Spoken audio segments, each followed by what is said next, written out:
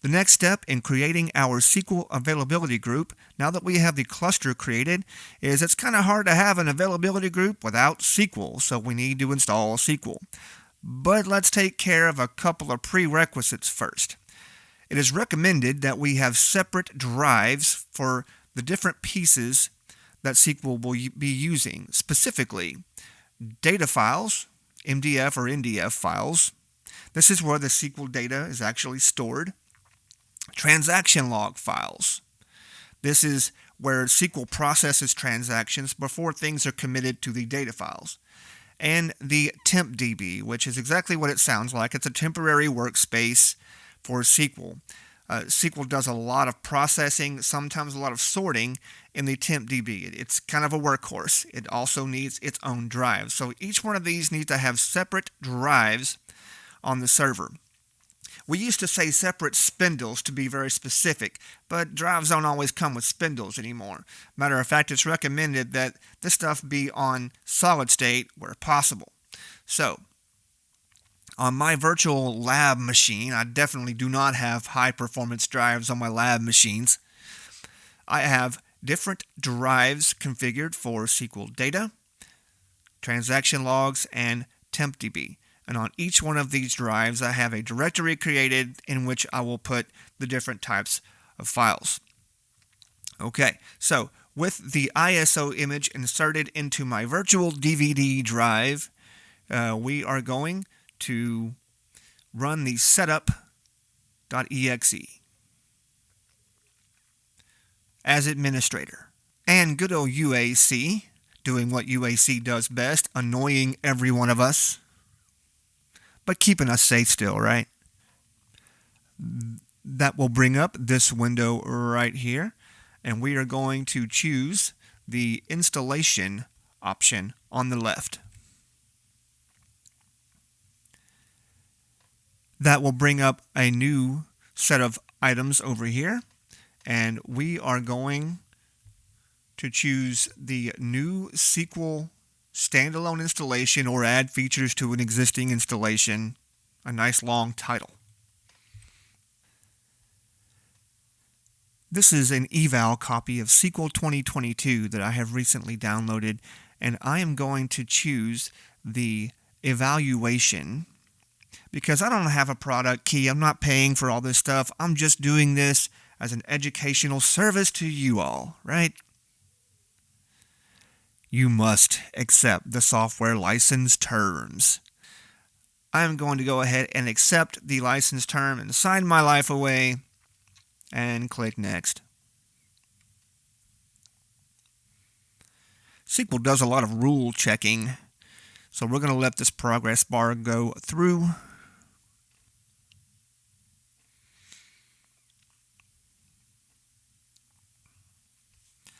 If I were in a production environment, I would most definitely check this Use Microsoft Update to check for updates. I am in a lab environment and I have not given these machines access to the internet. So if I check this box, the update check wouldn't work anyway. So I'm going to leave it unchecked. And it's just telling me it doesn't like that I would not let it check for updates. It's throwing its little hissy fit and we're going to ignore it. The rule check is done, and it gives us a warning about the Windows firewall. So we're going to check out what that says here. It's just letting us know the firewall is turned on, and we're going to need to make sure that we open the right ports to allow things to communicate to SQL. We're going to go ahead and press Next. This is asking about the Azure extension for SQL Server. If I were using some kind of Azure extension, a cloud extension, I would enable this, but I am not at this point, so I'm going to uncheck the Azure extensions. This is the screen where we get to choose which pieces of SQL Server we would like to install. For our purposes, we are going to choose Database Engine Services.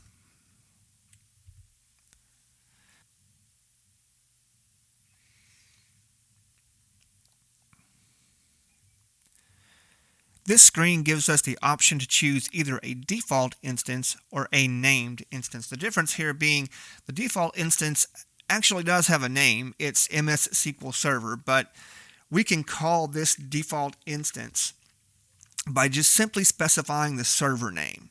We don't need to put this MS SQL Server on the end of it. If we had a named instance, we would have to put a backslash and then the name of the instance to find this instance and connect to it. So I'm going to use a default instance here. Okay, since we are setting up an availability group, we have to be able to connect between instances, and that means we have to authenticate. And authenticating between servers requires an authentication mechanism. That's why I have an Active Directory domain set up. So I'm going to use a service account. I'm going to click Browse for SQL Server Database Engine. And we are searching the entire directory in my service account. It starts with the letters SQL. I'm going to check names. It should bring up a couple of things here. Here's my service account, SQL Service Account. Handy. So I'm going to click OK on that.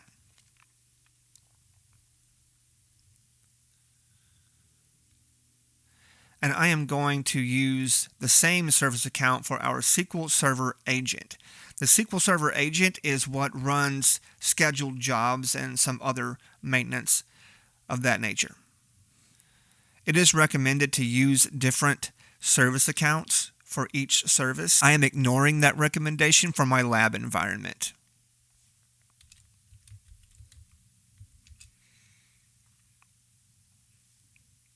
The SQL Server browser service, you will notice, has a startup type of disabled, and we're going to leave it disabled.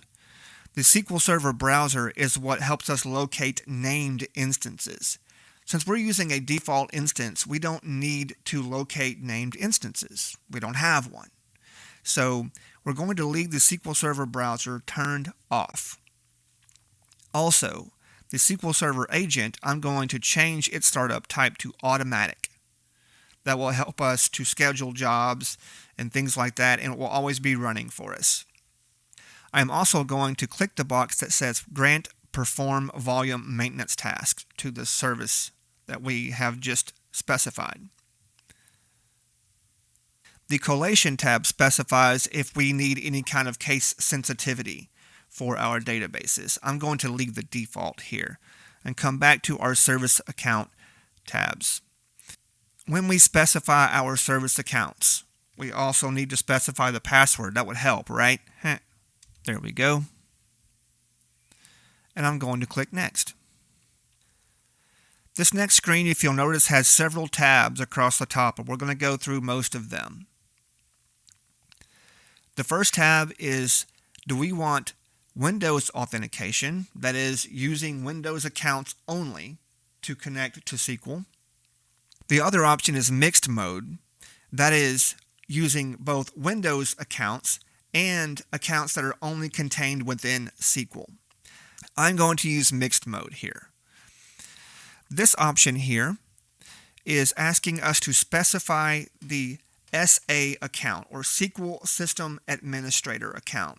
The SA account is contained only within SQL, and it has full rights over the entire SQL server. This is not a Windows account. This account does not have any rights to the Windows operating system. It only has rights to control things within SQL. So make sure you give this a strong password. I am also going to add the current user, which is my DBA user, to the server administrators list inside SQL. The next tab over is our Data Directories tab. This is where we tell SQL where we want it to put things. Remember, we had drives created, M drive for data, L drive for logs, and T drive for tempdb. So we're going to tell SQL, let's put data root in mdata, right? mdata. Let's put the user databases also in mdata so we can browse for this too. I typed it in on the last one, and now I'm showing you how to browse. You know how to browse. The transaction logs we'll put under LTlogs. I like to have the backup directory on the same drive as my user database directory. but I don't like this long path. I'm going to erase all of that with the exception of backup.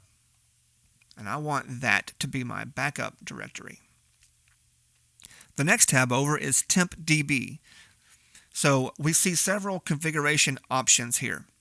I'm taking the defaults with the exception of the data directories setting, and I'm going to locate my tempdb on the tempdb drive under the tempdb folder.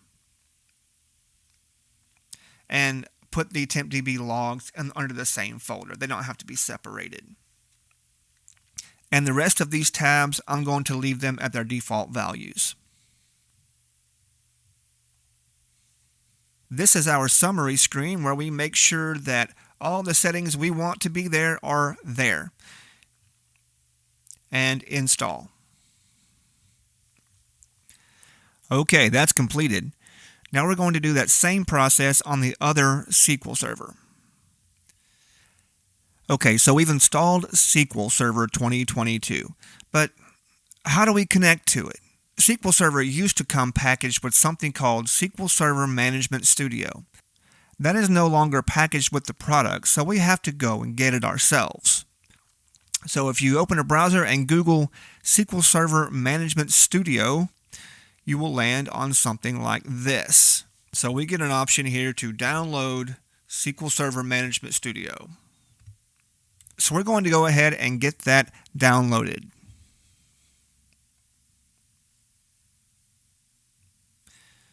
Okay, with that downloaded, we've placed the installer file on the desktop, and we're just going to run it as administrator. And of course, UAC is doing what UAC does best. The installation process here is pretty simple. We're just going to make sure we're okay with the location they give us and click install. And once that gets done, press close and we're going. It's worth noting, though, that you don't have to install this on the SQL Server. You can put this on any remote machine, even your desktop. As long as it's in the same network, you can connect up. Let's see how to connect to the SQL Server now that we have the Management Studio installed.